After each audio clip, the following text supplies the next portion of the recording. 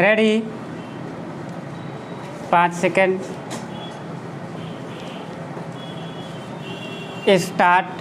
अध्यक्ष महोदय, भारत संसार के सभी देशों के साथ शांति और मैत्री की नीति का अनुसरण करता रहा है और ऐसे अवसरों पर जब भी यह आशा हुई कि हम शांति स्थापना के हेतु कुछ कर सकते हैं, हमारे देश ने जिम्मेदारियों को उठाने में कोई संकोच नहीं किया।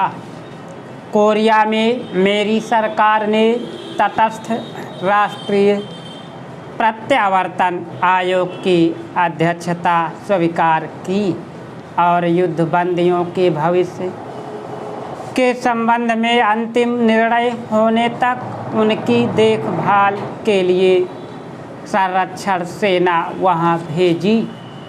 दुर्भाग्यवश विराम संधि समझौते में सुझाई गई पद्धति के अनुसार कार्यवाही नहीं की जा सकी, जिसके कारण एक कठिन स्थिति पैदा हो गई। कुछ दिनों में ही आयोग अपना काम समाप्त कर देगा और संरक्षण सेना अब धीरे धीरे भारत वापस आ रही है। कोरिया में प्रमुख विवादग्रस्त प्रश्नों का अभी तक निपटारा नहीं हुआ है। मुझे पूर्ण आशा है कि संयुक्त राष्ट्र संघ की महासभा में अथवा कहीं और इन आवश्यक मामलों को सुलझाने का शीघ्र ही प्रयत्न किया जाएगा।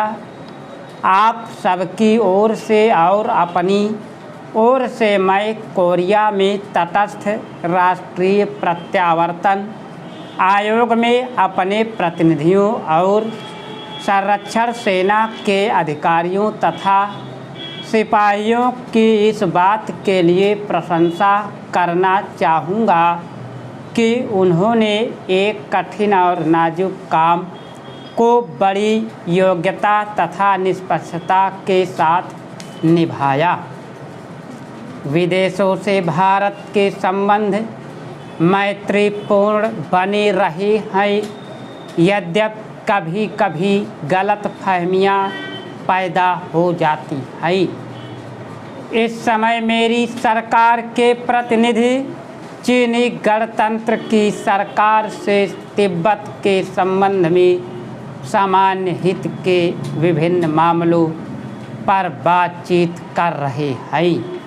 मुझे पूरी आशा है कि इस बातचीत के परिणाम स्वरूप सभी विशिष्ट समस्याओं के बारे में समझौता हो सकेगा। सोवियत संघ और कई अन्य देशों से हमारी व्यापारिक संधियां हुई हैं। पिछले वर्ष हमारे प्रधानमंत्री पाकिस्तान के प्रधानमंत्री से मिली। ये मुलाकातें मैत्रीपूर्ण थी और इनके फलस्वरूप दोनों देशों के बीच कई एक विवादग्रस्त मामलों के बारे में जो बहुत दिनों से चले आ रहे थे, पारस्परिक सद्भावना पैदा हो सकी। इस दिशा में हम कुछ आगे बढ़े थे, पर दुर्भाग्य से कुछ ऐसी घटनाएं घटी हैं जिनके कारण प्रगति में रुकावटें पड़ रही हैं।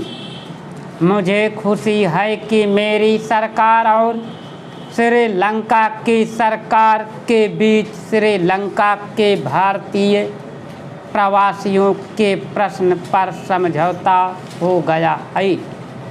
इस समझौते द्वारा उक्त समस्या का अंतिम रूप से निपटारा नहीं होता, परंतु उस दिशा में यह पहला कदम है और समस्या के हल के लिए गंभीर प्रयास है। इसलिए मैं इसका स्वागत करता हूँ। अपने पड़ोसी राष्ट्रों श्रीलंका तथा वर्मा से, जिनके साथ हमारे भौगोलिक ही नहीं बल्कि चिरकाल से सांस्कृतिक संबंध भी हैं। मैत्रीपूर्ण संबंध को उन्नत करने का मेरी सरकार सतत प्रयत्न करती रही है।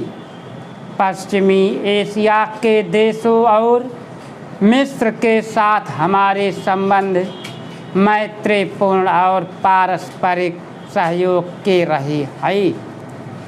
सूडान के निर्वाचन आयोग के अध्यक्ष के रूप में हमारे मुख्य निर्वाचन आयुक्त की सेवाओं की प्रशंसा की गई है और चुनाव व्यवस्थित ढंग से संपन्न हो गए हैं।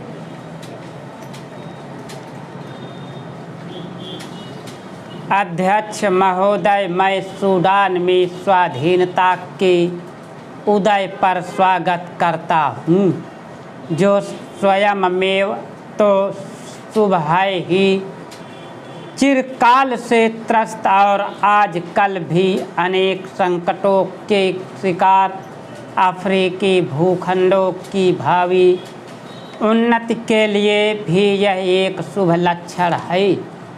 गत वर्ष इस अवसर पर मेरे अभिभाषण के बाद भारतीय संघ में आंध्र नामक नए राज्य का उदय हुआ है।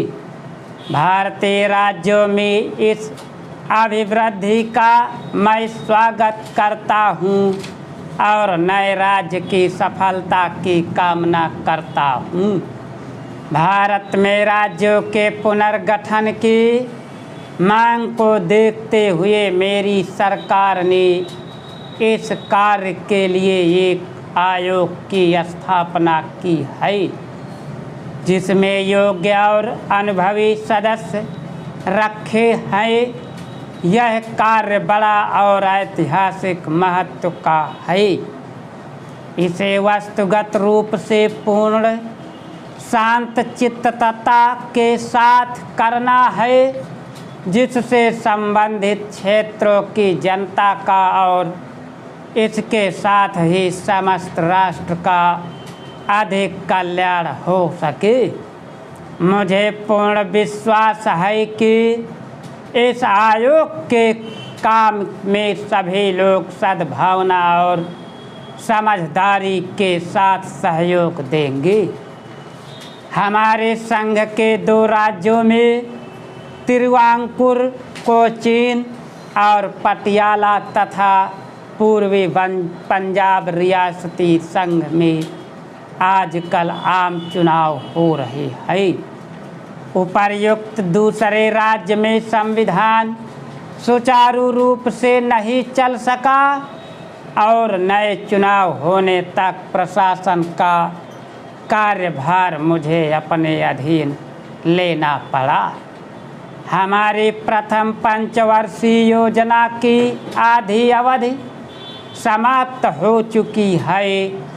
कुछ मामलों में प्रगति इतनी अच्छी नहीं हुई जितनी हम आशा करते थे, परंतु कुछ अन्य मामलों में महत्वपूर्ण प्रगति हुई है।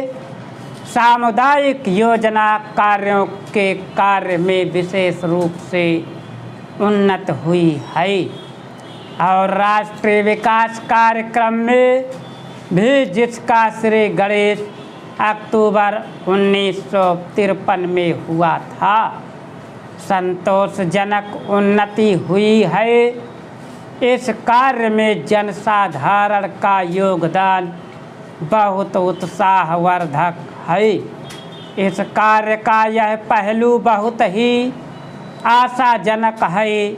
यद्यपि औद्योगिक उत्पादन में और कई एक दूसरे क्षेत्रों में विशेष प्रगति हुई है, फिर भी व्यापक बेरोजगारी की समस्या मेरी सरकार के लिए चिंता का विषय है। लोगों को अधिक रोजगार दिलाने के उद्देश्य से योजना आयोग पहली पंचवर्षीय योजना का पुनर्विचार कर रहा है। साधारण आर्थिक स्थिति में बराबर सुधार हुआ है। इस